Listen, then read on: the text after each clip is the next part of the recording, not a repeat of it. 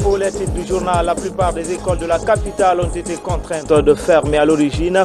Une rumeur de vaccination et de pulvérisation et les acteurs du système éducatif se concertent. Et puis des parlementaires guinéens étaient récemment à Abuja, c'est au Nigeria pour la première session budgétaire de la CEDEAO. Enfin à Sigiri, 2 sites de plus de 1100 hectares doivent être aménagés et la facture s'élève à plus de 11 milliards de francs guinéens.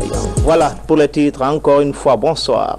Pour commencer, la situation de la maladie à virus Ebola et le compte rendu des différentes missions au compte des pays du bec de perroquet. C'est l'objectif de la visite hier du chef de l'État à Monrovia et Freetown.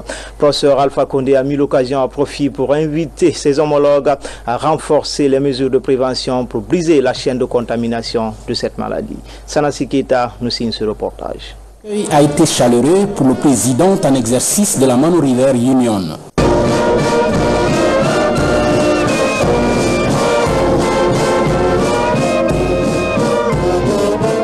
Un signal fort des autorités libériennes et sierra-léonaises pour montrer l'engagement du professeur Alpha Condé à leur côté dans le cadre de la lutte contre la maladie à virus Ebola.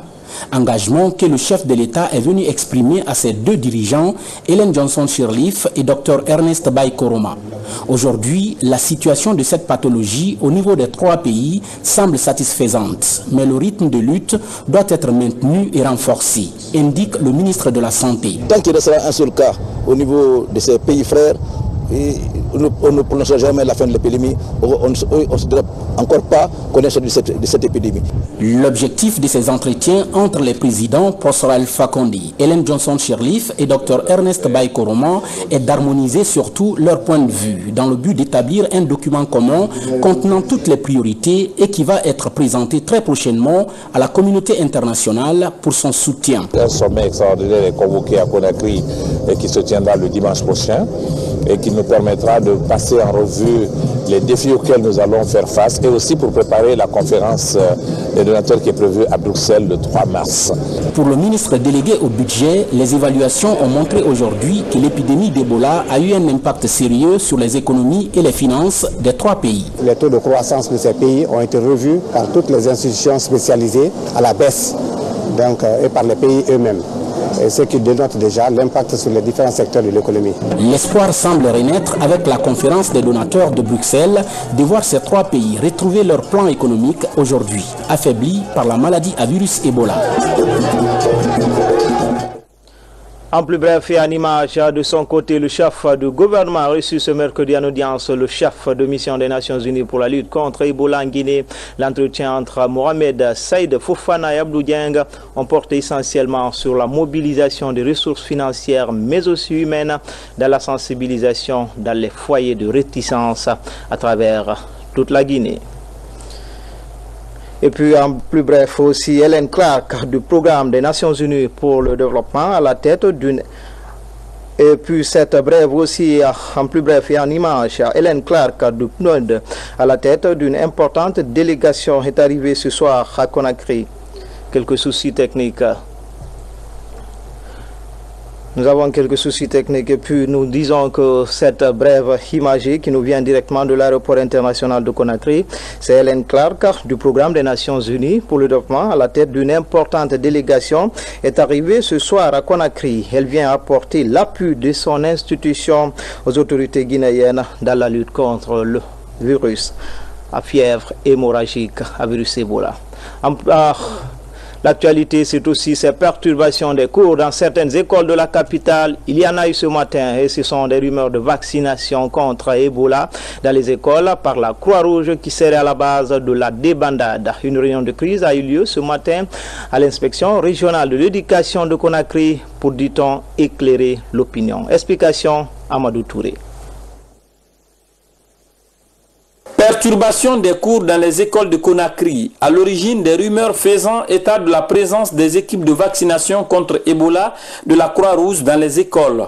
À l'école primaire de Dixine Centre 1, comme dans plusieurs autres établissements publics de la capitale, les parents d'élèves ont envahi les écoles pour chercher leurs enfants. On nous a dit qu'après pulvérisation de l'école de Bonfi hier, il y a eu 2 morts et 3 morts à Soufounia. D'aller chercher les enfants à Donka il y a 3 décès après vaccination. Et en 6e année 2, je suivais le maître. Paf, mon gardien m'informe que les parents sont là. Les gens de la Croix-Rouge et Ebola sont dans les murs pour piquer les enfants. Je suis allé écouter les parents. J'ai dit, à cause de Dieu, laissez les enfants avec nous. Depuis le 19, nous avons démarré les cours. Est-ce qu'il y a eu quelque chose à l'école? Ils disent non. Mais avec des badauds jeunes, ça a crié. Face à cette situation, une réunion de crise a regroupé les responsables de l'éducation de la ville de Conakry. Objectif, éclairer la lanterne des parents d'élèves autour des rumeurs de vaccination dans les écoles. Le plan de riposte n'a jamais fait mention d'une quelconque vaccination. Il faut qu'on soit clair, il faut qu'on se comprenne.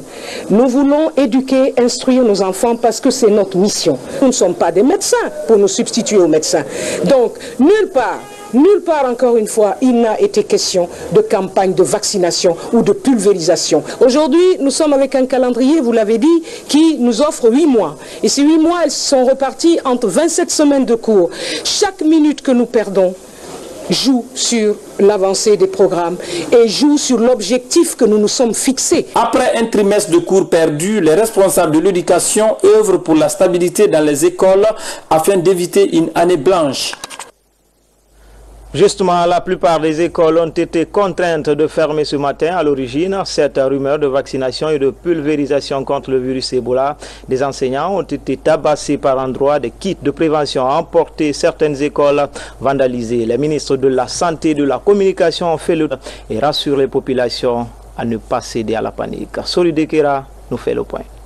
Il y a un groupe qui est venu là, ils étaient très nombreux. Des parents d'élèves? Oui, bon, mais il y en a qui étaient des parents d'élèves, il y en a qui ne sont pas des parents d'élèves. C'était des loupards qui viennent pour troubler la situation. Malgré les multiples tentatives de dissuasion des enseignants, plusieurs établissements seront obligés de livrer les élèves à leurs familles. L'annonce de ces folles rumeurs est vite ressentie par le gouvernement. Porteur de messages d'information et de sensibilisation dans certains établissements, le ministre de la Santé et celui de la Communication rassurent. Qu'il n'est prévu en ce temps-ci aucune campagne de vaccination à l'endroit des écoles et au niveau des cibles constituées que des enfants. Donc ce sont des fausses rumeurs. Je voudrais demander à la population d'être sereine. L'État a pris toute la garantie nécessaire pour rendre l'ouverture sécurisée. Ceux-là qui sont en train de faire de l'intox, ils le font pour empêcher les enfants d'étudier et le plus souvent, ils n'ont aucun enfant ici. Au nombre de dégâts enregistrés lors de cette journée de panique générale, on note des écoles vandalisées, des kits d'hygiène emportés et des enseignants tabassés par endroits. Prise de panique pendant qu'elle donnait son cours, Mariam Silla a fait sa crise. Elle reçoit en ce moment des soins intensifs au service des urgences médicales de l'hôpital national Ingasdine.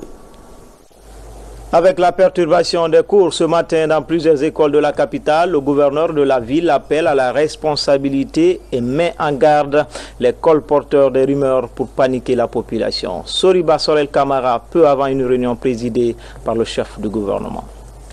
De la ville, nous pensons que c'est l'intoxication qui est en train de sévir sérieusement sur le terrain concernant Ebola. Ceux-là, certes, dont les enfants ne sont pas partis à l'école pour refus catégorique, sont en train d'intoxiquer les rumeurs selon lesquelles c'est la Croix-Rouge qui est en train de venir vacciner dans les écoles ou de pulvériser. Donc, je crois que cela crée des ravages systématiques dans la démobilisation des classes et des avalanches même de désinformation jusqu'au niveau des îles. Moi, je demanderais aux parents d'élèves d'avoir confiance en l'État. Toutes les dispositions sont prises pour que les élèves soient sécurisés. Depuis l'ouverture, on n'a pas appris qu'il y a un cas d'Ebola qui a éclaté dans une école, parce que les enseignants sont des pédagogues. Mais ensuite, j'ai lancé un appel aux maires pour appeler rapidement des réunions d'urgence des différents DCE, mais aussi des parents d'élèves au niveau communal et au niveau régional pour aider à sensibiliser les parents, pour leur dire que l'État n'est pas engagé à faire du mal. Nous n'allons pas dans un contexte où on peut faire du mal aux populations. Seul le chlore est le produit par lequel les pulvérisations se font. D'ailleurs, je pense qu'il n'y a pas de pulvérisation dans les écoles. Et ce n'est pas le droit de la Croix-Rouge. Mais on est informé qu'il y a des gens qui sont disséminés, qui portent parfois des tenues de Croix-Rouge. Ceux-là, quand vous les envoyez, interpellez-les et envoyez à la coordination s'ils ne sont pas dotés d'ordre de mission légalement signé par les maires. Elle semble porter un coup dur à la campagne anti-Ebola en Guinée. Il s'agit des fausses alertes faisant état d'une opération de pulvérisation en cours dans les écoles. Dans une déclaration rendue publique ce soir, les autorités se disent choquées et condamnent ce phénomène qui prend de l'ampleur à Conakry. La déclaration du porte-parole du gouvernement est commentée par Habib Thiam. Depuis quelques jours, certains établissements scolaires de Conakry entretiennent la peur d'être pulvérisés contre la fièvre Ebola. Des rumeurs que démentent les autorités. Je voudrais ici m'adresser au nom du gouvernement aux parents d'élèves, aux élèves, aux corps enseignants, pour essayer d'expliquer et de rassurer l'ensemble de ceux qui vont à l'école, des usagers du système scolaire, de l'absolue fausseté, du mensonge et des rumeurs qui sont en train de se propager dans la capitale et dans les écoles, faisant croire qu'il y a une campagne de vaccination ou de pulvérisation dans les écoles par rapport à l'épidémie Ebola et que cela risquerait de causer des préjudices ou d'affecter la santé des enfants et des élèves. Bizarrement, depuis que la coordination nationale a annoncé le plan Ebola 0 en 60 jours, nous assistons à des réticences, à des résistances un peu partout, et notamment à Conakry, ce qui est tout à fait anormal. Déjà très affecté par 6 mois de vacances, soit 3 mois de plus que d'habitude, et le gouvernement entend anticiper.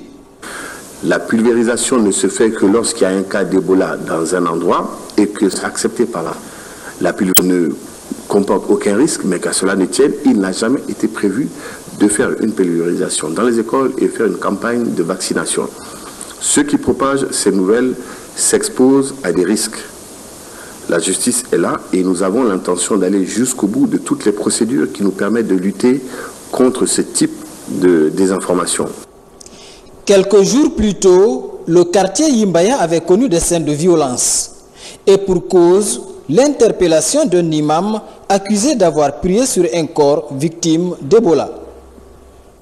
Vous suivrez l'intégralité de cette déclaration après le journal. Et puis, dans un communiqué, le ministre en charge de l'éducation rassure les populations en général, les parents d'élèves en particulier, que toutes les mesures de prévention contre la contagion de la maladie Ebola dans les écoles ont déjà été prises par le gouvernement et sont rigoureusement mises en application depuis l'ouverture des classes.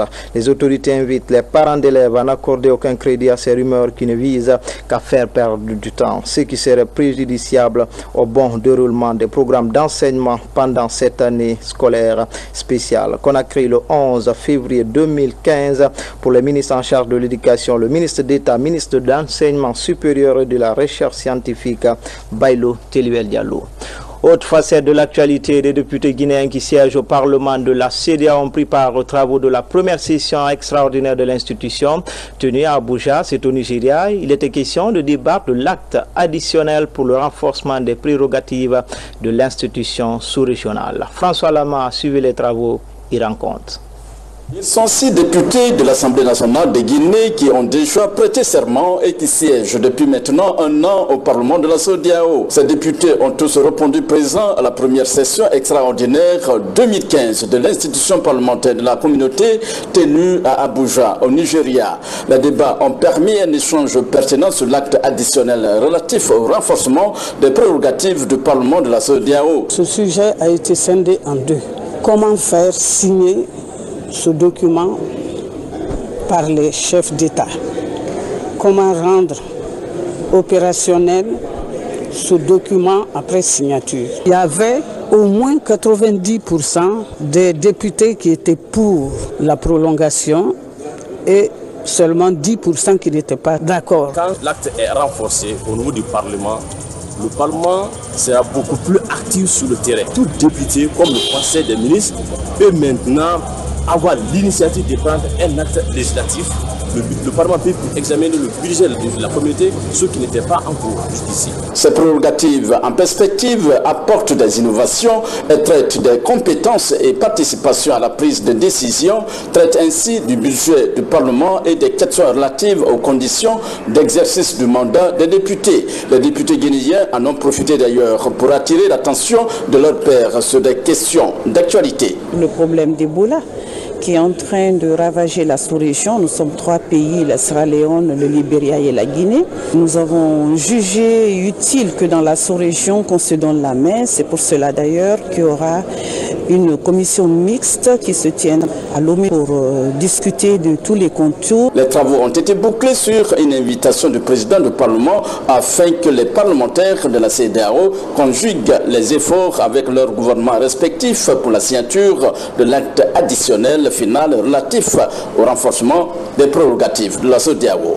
en mai 2015. Politique encore avec cette commission impliquée dans le processus électoral qui s'active sur le projet de rédaction du code de conduite des observateurs des élections. C'est une initiative de l'Organisation de la coopération islamique qui entend participer comme une unité d'observation des élections dans les États membres de l'institution. Mohamed Lamine Kamara, Habib Kiam. L'Organisation de la coopération islamique OCI s'implique dans la gestion des élections.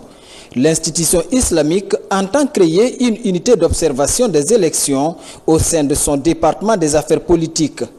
Pour la mise en place de cette cellule, l'OCI tend la main aux États membres pour leur contribution à l'élaboration d'un code de conduite pour les observateurs des élections au compte de l'organe. Les acteurs impliqués dans le processus électoral se concertent autour du projet.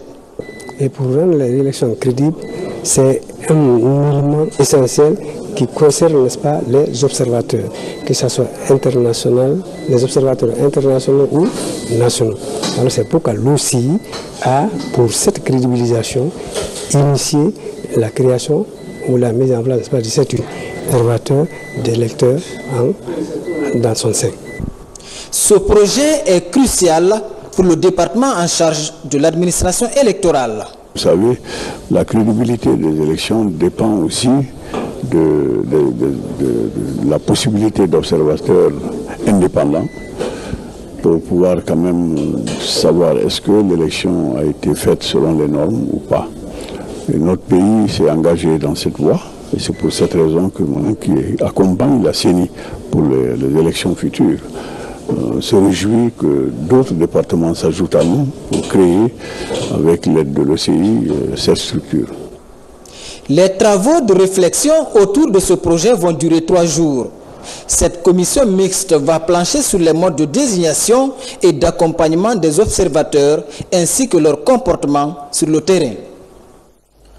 Comme annoncé dans les titres, à Sigiri, sur 2 sites à plus de 1100 hectares doivent être aménagés pour soulager les producteurs. La facture s'élève à plus de 11 milliards de francs guinéens, un don du Royaume d'Espagne géré par la Banque mondiale. En Haute-Guinée, la ministre de l'Agriculture était sur les 2 sites pour constater l'état d'avancement des travaux d'aménagement de ce projet d'urgence d'appui à la productivité agricole.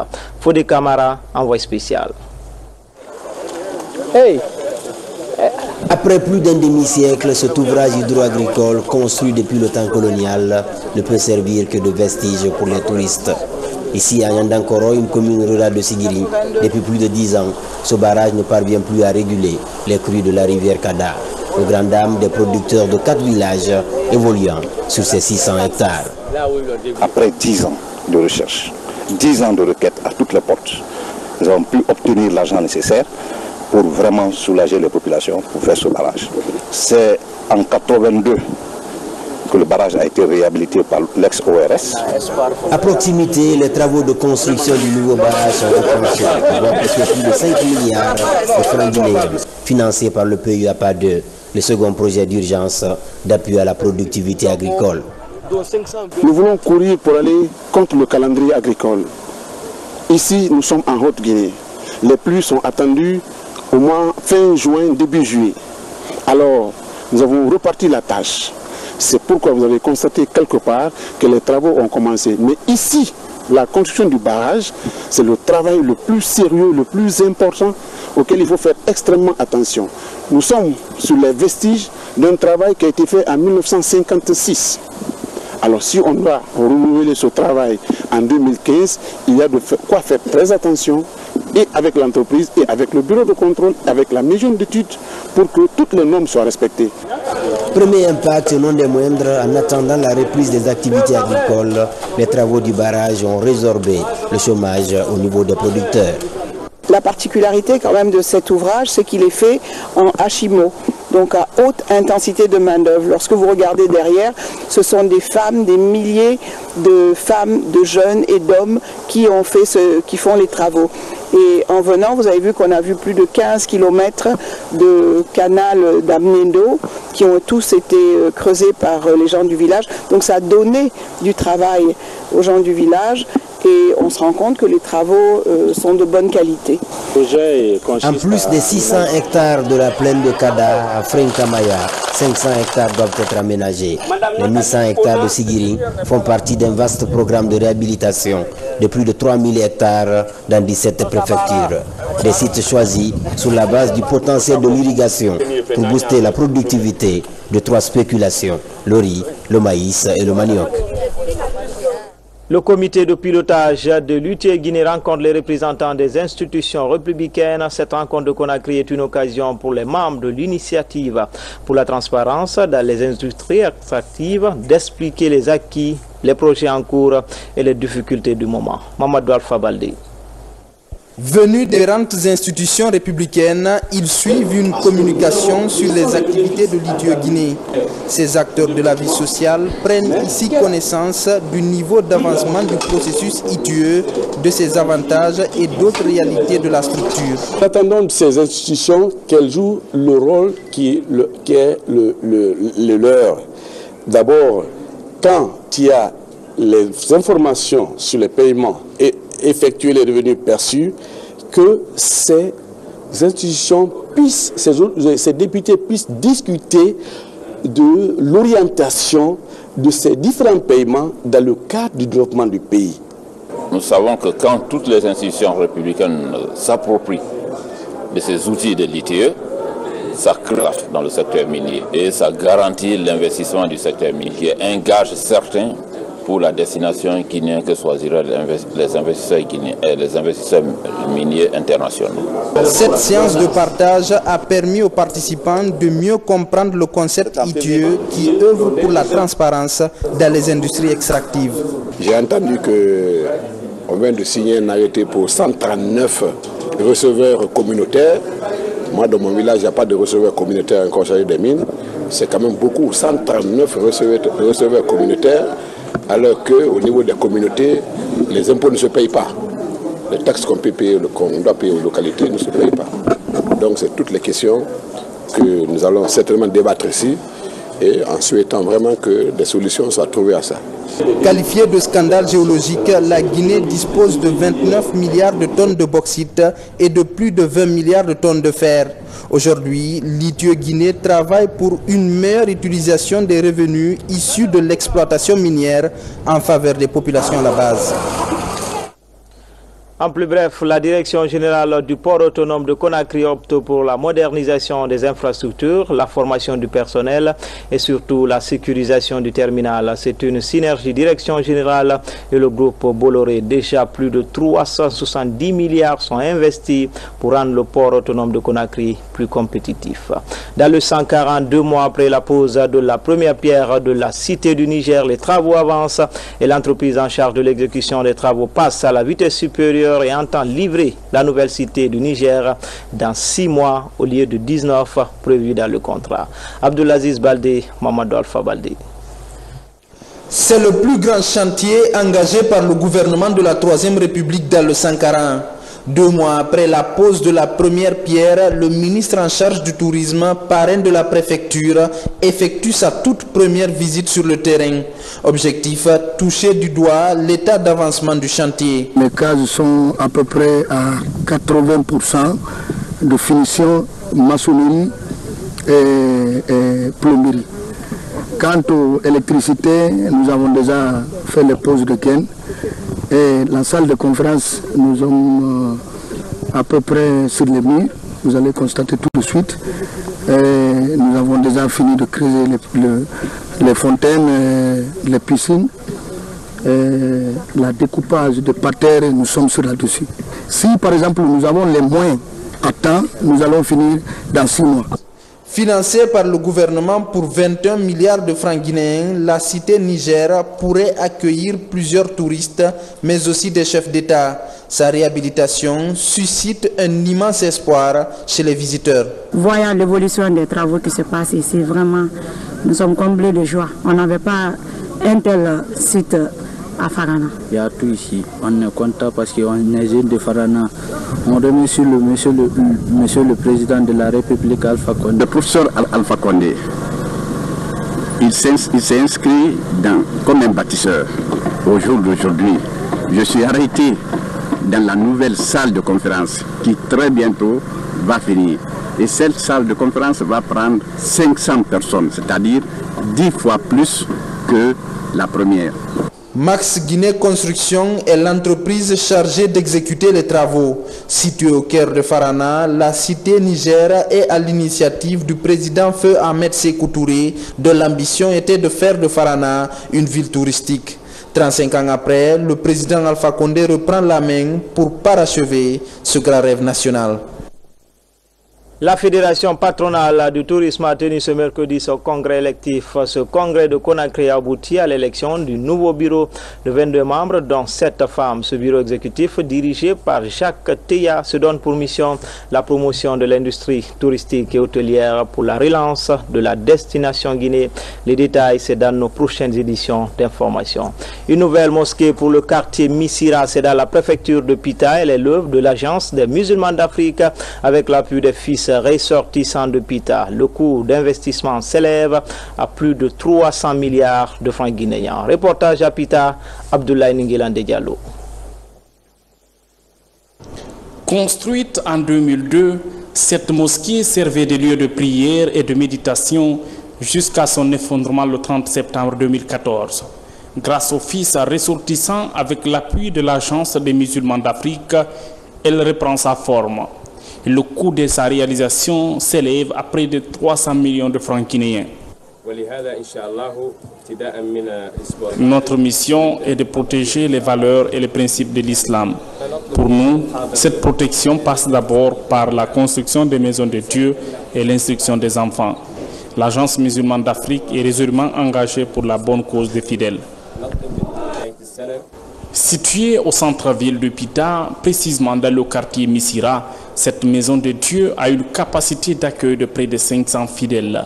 Ce vendredi saint, elle a été remise officiellement aux bénéficiaires. Dans cette mosquée, je veux qu'on prie beaucoup, n'est-ce pas, pour pérenniser cette paix-là et la quiétude, n'est-ce pas, dans la cité. Je prie qu'on prie pour le développement de Pita.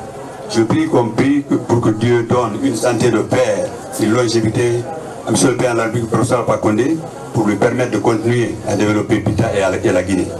Je suis fille de Pita, donc c'est une fierté pour moi. Et sur le plan de la religion, c'est un devoir. L'accueil chaleureux dont nous avons tous bénéficié ici me comble de joie. Et c'est avec beaucoup de bonheur que je transmettrai tous les messages que vous avez entendus à l'endroit du président de la République et aussi à l'endroit du gouvernement. Dans son sermon du vendredi, le deuxième imam de la grande mosquée, Faisal de Conakry, explique les bienfaits liés à la construction d'une mosquée. Dans le livre saint, Dieu dit: celui qui construit une mosquée, je lui construirai une maison au paradis. Une parole divine que El Hadj Abdoulaye Ba a prêchée aux fidèles musulmans, massivement mobilisés pour l'inauguration de ce temple de Dieu. C'est tout pour les infos, mais avant de nous quitter, le rappel des titres. La plupart des écoles de la capitale ont été contraintes de fermer. À l'origine, une rumeur de vaccination et de pulvérisation. Et les acteurs du système éducatif se concertent. Et puis des parlementaires guinéens étaient récemment à Abuja, c'est au Nigeria, pour la première session budgétaire de la CEDEAO.